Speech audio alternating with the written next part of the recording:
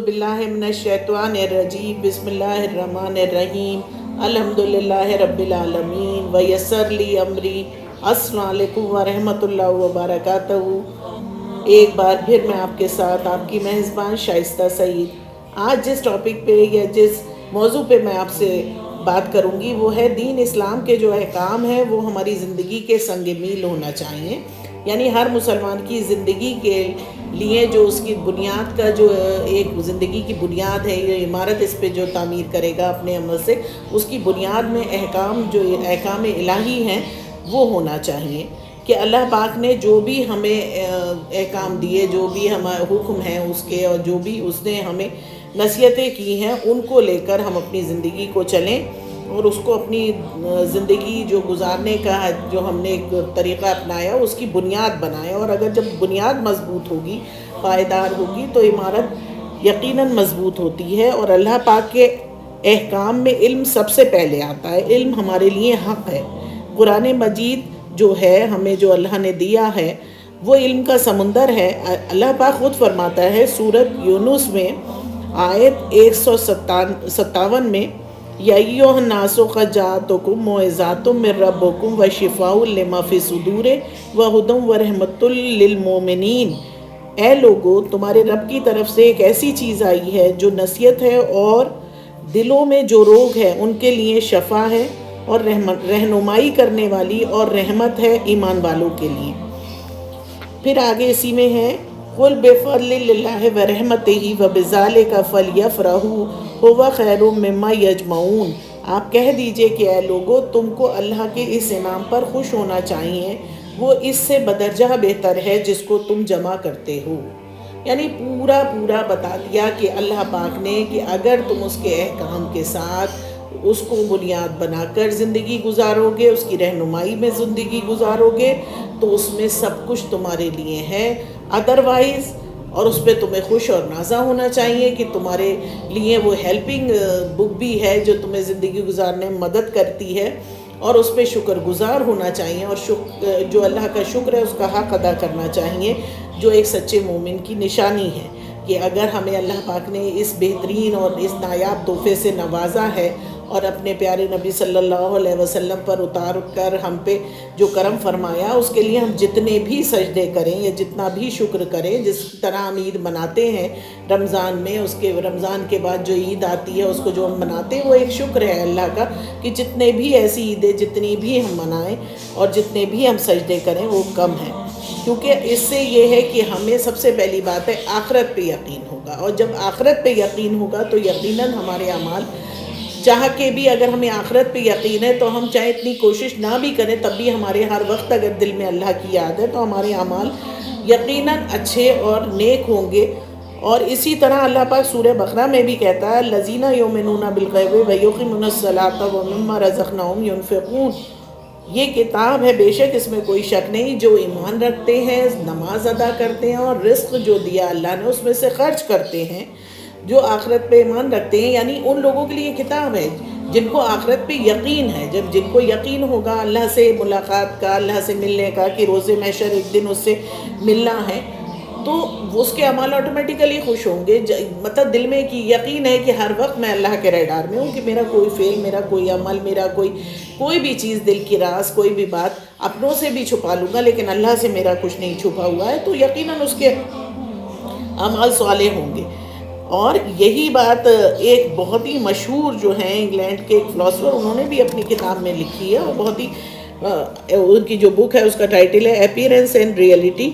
इसमें उन्होंने लिखा है कि जो नज़र आता है, यानी जो दुनिया है, वो जो दिखता है वो हकीकत नहीं है, और जो नहीं दिखता वही हकीकत है। उनका जो एक कोटेशन है उन्होंने बड़े अच्छे ढंग से इसको मतलब उसमें डिफ़ाइन किया है कि अपीयरेंस एंड रियलिटी, जो सामने है और जो सच्चाई है, जो दो अलग अलग चीज़ें हैं। और इसी बात को एक और जो चाइनीज़ फ़िलासफ़र हैं, उन्होंने भी, कन्फ्यूशियस, उन्होंने भी अपनी एक बुक में उसको बहुत अच्छे से कोट किया है, there is nothing more real then what can not be seen and there is nothing more certain that what can not be heard. اس سے ملتا جلتا جو یہی والی بات جو انہوں نے اوپر کہی، اسی سے ملتی جلتی ان کی بھی بات ہے. وہ یہ کہتے ہیں جو کچھ دیکھا نہیں جا سکتا اس سے زیادہ حقیقی کوئی چیز نہیں ہے، اور جو کچھ سنا نہیں جا سکتا اس سے زیادہ یقینی بات نہیں ہے. یعنی اگر ہمیں آخرت دکھ نہیں رہی ہے، یا ہم اللہ کو دیکھ نہیں سکتے جسدی آنکھوں سے، یا اگر ہمیں روح نہیں دکھ رہی ہے، تو یہ نہیں ہے کہ یہ حقیقت نہیں ہے، یہی یقینی حقیقت ہے.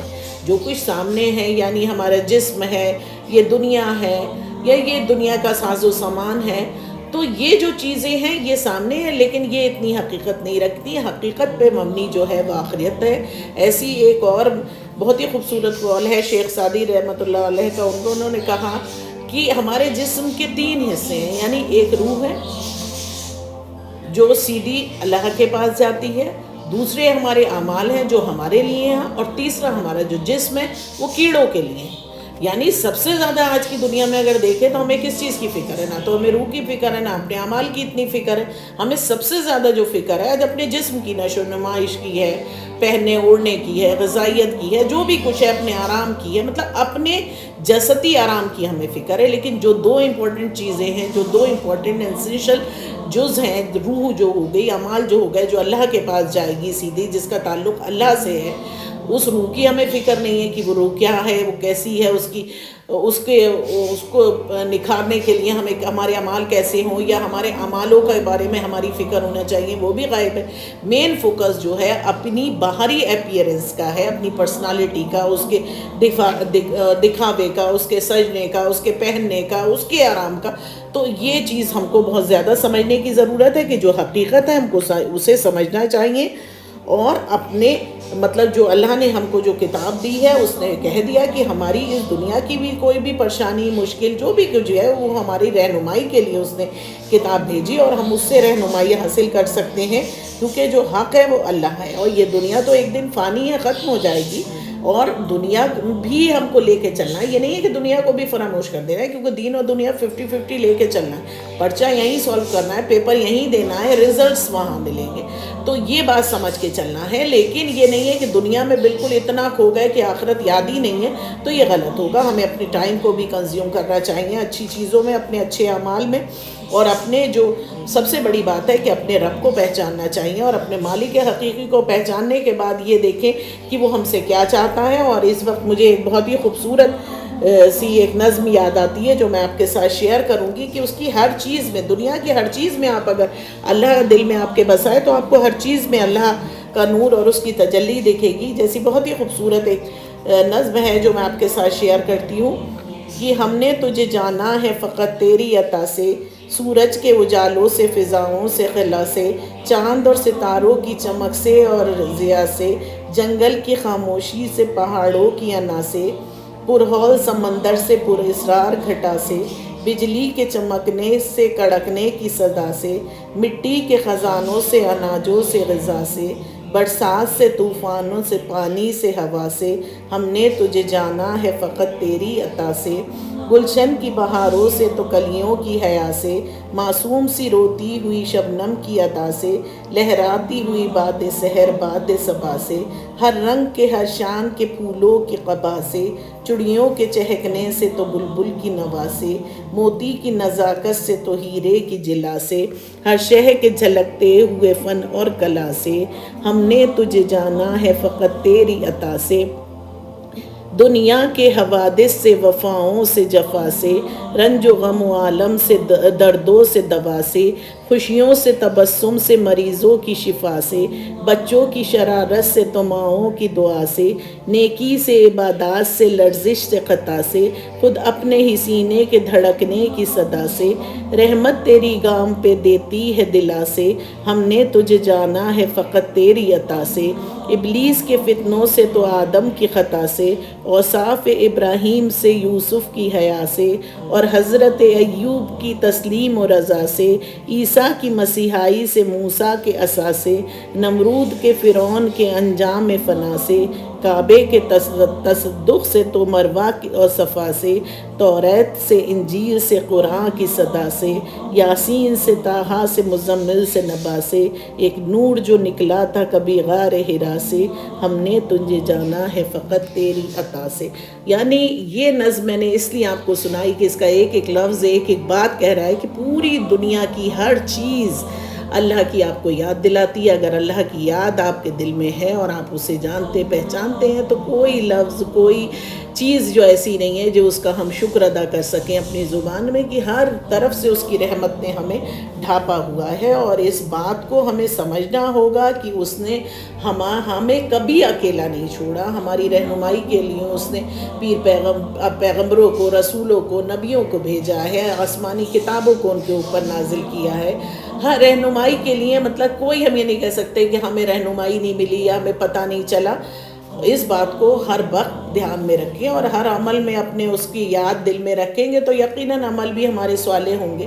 ٹھیک ہے خطائیں ہوں گی، کیونکہ خطا ہم نے کی ہے، خطائیں ہوں گی، لیکن اس کے لیے توبہ کا دروازہ ہے، توبہ کریں، اصلاح کریں۔ غلطی ہے کریں گے کیونکہ ہم انسان ہیں، آدم علیہ السلام کی اولادوں میں ہیں، ہم فرشتہ نہیں بنائے گئے، ملائکہ نہیں ہیں، ہم فرشتہ نہیں ہیں، غلطی ہوگی، کوئی برائی نہیں، لیکن اگر غلطی ہوتی ہے اس کے بعد اپنی اصلاح کر لیں، سچے دل سے توبہ کر لیں، اس غلطی کو دوبارہ نہ دہرائیں تو اللہ پاک ایسے بندوں سے بہت خوش ہوتا ہے اور ان کے پچھلے گناہ بالکل معاف کر دیتا ہے۔ اور بہتر یہی ہے کہ اس کو اور جاننے اور سمجھنے کے لیے آپ اس کی کتاب کلام پاک کو اپنے سینے میں اتار لیں، جس طرح سے وہ خود کہتا ہے کہ اس طرح سے پڑھو جس طرح سے اس کو پڑھنے کا حق ہے۔ کلام پاک میں سورہ بقرہ میں ہی اس نے کہا کہ کلام پاک کو وہ لوگ اس سے خوش ہوتا ہے جو اسے پڑھتے ہیں اس طرح سے جس طرح سے پڑھنے کا حق ہے۔ یعنی صرف یہ نہیں ہے کہ رٹ لیا اور رکھ دیا، تو اس طرح سے پڑھنے سے کوئی فائدہ نہیں ہوگا۔ آپ اسے پڑھیں اسی طرح سے جس طرح سے اس کا حق ہے اور اس کی رہنمائی میں اپنی زندگی گزاریں اور سب کو ساتھ لے کے چلنے کی کوشش کریں، فرقوں میں نہ بٹیں، فتنوں میں نہ اچھالیں کہ فرقے بنیں۔ اس سے اللہ یہ کہتا ہے کہ 72 فرقے ہوں گے لیکن جنت میں صرف ایک فرقہ جائے گا۔ تو یہی دیکھ لیجئے کہ جو چیز غلط ہے، جس چیز کو منع کرتا ہے اللہ، اس چیز کو ہم چھوڑ دیں، جس چیز کی طرف وہ بلاتا ہے اس چیز کی طرف ہم چلیں۔ ہمیں اس میں اپنی ذاتی اگر ہم اللہ کے کام کو اور اللہ کے کام کو دل سے مانیں گے تو اللہ پاک ہماری حفاظت فرمائے گا، شیطان سے بھی حفاظت کرے گا، وہ بھی ہمارے قریب نہیں آئے گا۔ لیکن جب ہم اسے بھلا دیں گے تو ظاہر بات ہے اللہ بھی آپ کو بھلا دے گا۔ تو بہتر یہی ہے کہ آپ اللہ کو ہر لمحے یاد کریے اور ہر جگہ، مطلب وہ ہر جگہ ساتھ ہے، کوئی ساتھ ہو یا نہ ہو، اللہ ہر انسان کے شاگرد ہے، جو اس کی شہر ہے رگ ہے اس سے بھی زیادہ قریب ہے۔ وہ تو کہتا ہی ہے کہ کہیں سے بھی میرا بندہ پکارے میں اس کی آواز سنتا ہوں، اس کا جواب دیتا ہوں، میں اس کو سن رہا ہوں۔ بس اس کا بھی یہ ہونا چاہیے کہ اس کا تقویٰ ہو اور اللہ سے محبت کرے اور پیارے نبی صلی اللہ علیہ وسلم کی اتباع کرے، ان کے عملوں کو دیکھے اپنی زندگی میں ان پہ چلنے کی کوشش کرے، ان کے نقش پا پہ چلنے کی کوشش کرے اور دوسروں پہ تنقید کم کرے، دوسروں سے جلن نہ رکھے، کیونکہ غلطیاں سب سے ہوتی ہیں۔ اگر ہم چھوٹی چھوٹی ہم اپنی بڑی سے بڑی غلطی کے لیے جب یہ سوچتے ہیں کہ اللہ ہمیں معاف کر دے گا تو ہمیں بھی ایک دوسرے کی چھوٹی موٹی غلطیوں کو معاف کرنا، درگزر سے کام لینا چاہیے۔ جب وہ پیارے نبی صلی اللہ علیہ وسلم کے لیے ارشاد فرماتے ہیں کہ آپ چشم مطلب کرم رکھیے اور درگزر سے کام لیجئے، مطلب درگزر کریے اور بحث میں نہیں پڑیے، درگزر کریے اور اچھے ڈھنگ سے سمجھائیے، پیار سے سمجھائیے، اور ضد اور جلن اور حسد اور کینہ اور جو بیک بائٹنگ ہے ان سے بچنا چاہیے۔ اگر کسی سے کوئی شکایت ہے آپ کو تو اس سے سامنے سے آپ خود بات کر لیجئے، وہ تیسرے سے جا کے نہ کہیے۔ جس سماج میں سوسائٹی میں ایک خراب ماحول بنے، اگر جس کو شکایت ہے وہ سامنے خود اس کو ڈسکس کر سکتا ہے۔ غیبت جس کو کہتے ہیں، غیبت نہ کرو، جو سورہ حجرات میں اس کی کافی ڈیٹیلز ہیں اللہ نے کہ غیبت بھی بہت بری بلا ہے، غیبت نہ کریے۔ اگر آپ سچے ہیں، آپ کو کسی سے کوئی شکایت آپ جا کر لیجئے، سامنے سے بات کریے، مطلب غیبت نہ کریے۔ لیکن آج کل کا جو زمانہ ہے سامنے سے تو کہنے کو دل نہیں ہوتا، جو بھی کچھ ہوتا ہے پیچھے، کیونکہ صداقت اور جھوٹ ان سب چیز کا جو بیس ہے وہ جھوٹ ہے۔ اگر آپ جھوٹ سے بچیں گے تو آپ بہت سی برائیوں سے بچ جائیں گے، بہت سی بری باتوں سے بچ جائیں گے۔ اور جب آپ صرف اللہ سے ڈریں گے تب بھی سب سے بڑی بات ہے کہ صرف آپ اللہ سے ڈریے اور کسی سے نہ ڈریے، کیونکہ نفسی ہر نفس کا اپنا چیکنگ ہوگی۔ یہ نہیں ہوگا کہ میرے ابا نے یہ کہا تھا، میری اماں نے یہ کہا تھا، میرے خالہ نے یہ کہا تھا، میری دادی نے، میری نانی نے، کوئی کسی کو نہیں بچائے گا۔ اس دن کا جو منظر ہوگا اس کو امیجن کریے، اس کو سامنے رکھیے، کیونکہ ہر ایک کے اعمال اس کے ساتھ ہوں گے. تو اس لیے ہر بندے کو اپنی اصلاح کرنی چاہیے، اور ڈرنا ہے تو صرف اللہ سے. آپ صحیح کام کریے، کوئی کچھ کہہ رہا ہے، کیا سوچ رہا ہے، غلط کام نہیں کریے، نیک کام کریے. تو جو کوئی بھی اگر باتیں بنا رہا ہے بنانے دیجیے، یہ اس کا فعل ہے، اس کے نام اعمال میں لکھا جائے گا. آپ اگر اپنی جگہ درست ہیں، اپنی جگہ صحیح ہیں، آپ کو لگ رہا ہے کہ میں اللہ کی نگاہ میں صحیح ہوں، میں صحیح کام کر رہا ہوں، تو اس میں آپ کو ڈرنے کی ضرورت نہیں ہے. کیونکہ جب ہمارے پیغمبروں نے، نبیوں نے، رسولوں نے جب کام کیے تو ان کی امتوں نے ان پہ باتیں کسی ہیں، پھپتیاں کسی ہیں، ان پہ ٹونٹ کیے ہیں، ان کو پریشان کیا ہے، ان کو مطلب ہر طرح سے فزیکلی بھی انہوں نے ٹارچر کیا ہے، اور مورلی بھی ان کو مطلب ان پہ باتیں بنائی، ہر طرح سے ہوا ہے. تو یہ کام تو سچائی کی اور سچ اور جھوٹ کی جنگ یا حق اور باطل کی جنگ تو ہر دور میں ہوئی ہے. تو اس لیے سے گھبرانا نہیں چاہیے کہ بھائی کوئی لوگ کیا کہیں گے اگر میں یہ کروں گا، لوگ باتیں بنائیں گے، لوگ ہنسیں گے، لوگ مجھے یہ کہیں گے. کہنے دو، اس سے کیا فرق پڑتا ہے؟ اللہ کی نظر میں اگر میرا کام، اللہ کی نظر میں اگر میرا وہ عمل اچھا ہے تو لوگ دنیا کچھ کہے، کیونکہ مجھے تو دینے والا میرا پروردگار ہے، وہ دے گا. اگر وہ راضی ہے تو دنیا اچھی ہے، اور اگر وہ راضی نہیں ہے، پوری دنیا آپ کے ساتھ ہے، تو سب کچھ بیکار ہے، کیونکہ ہم بہت بڑے خسارے میں آ جائیں گے. تو بہتر یہی ہے کہ اپنے رب کو راضی کیا جائے، نہ کہ دنیا کی فکر کی جائے. دنیا کی فکر کرنے سے ہم کچھ نہیں ملنے والا. دنیا ہمیں اسی طرح سے گزارنی ہے جس طرح سے حکم ربی ہے، اپنے دل سے، اپنے دماغ سے نہیں گزارنی، اور اللہ کو راضی کرنا ہے. یہیں پر میں آپ سے ایک بار پھر اجازت چاہوں گی. نیکسٹ ایپیسوڈ میں آپ سے پھر ملوں گی انشاءاللہ. تب تک کے لیے آپ مجھے اجازت دیجیے. میں آپ کی میزبان شائستہ سعید. اللہ حافظ.